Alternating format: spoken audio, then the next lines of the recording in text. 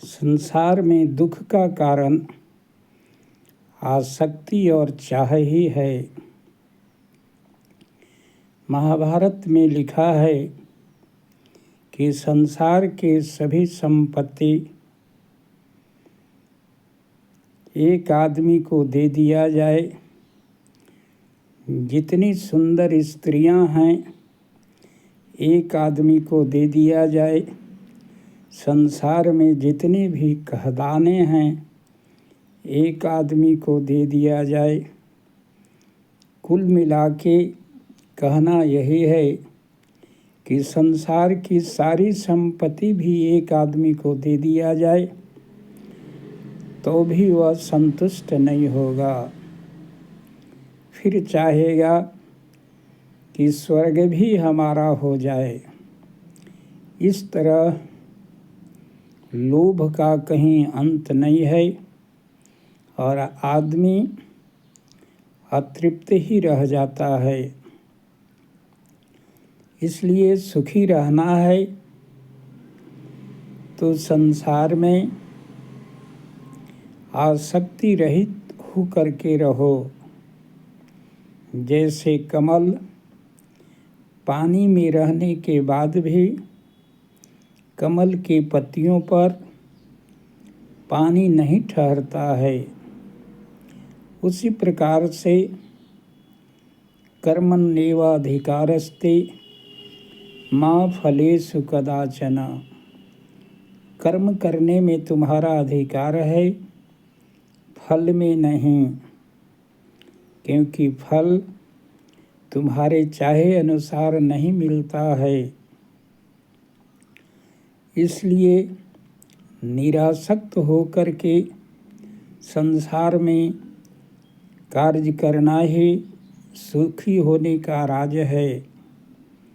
और कहा गया है भलाई सबका करो, भरोसा एक भगवान पर करो, तब कोई भी दुख नहीं होगा।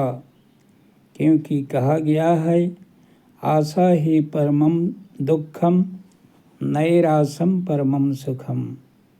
आशा ही सभी दुखों का जड़ है और निराशा ही मने कुछ न चाहना ही सभी सुखों की खान है।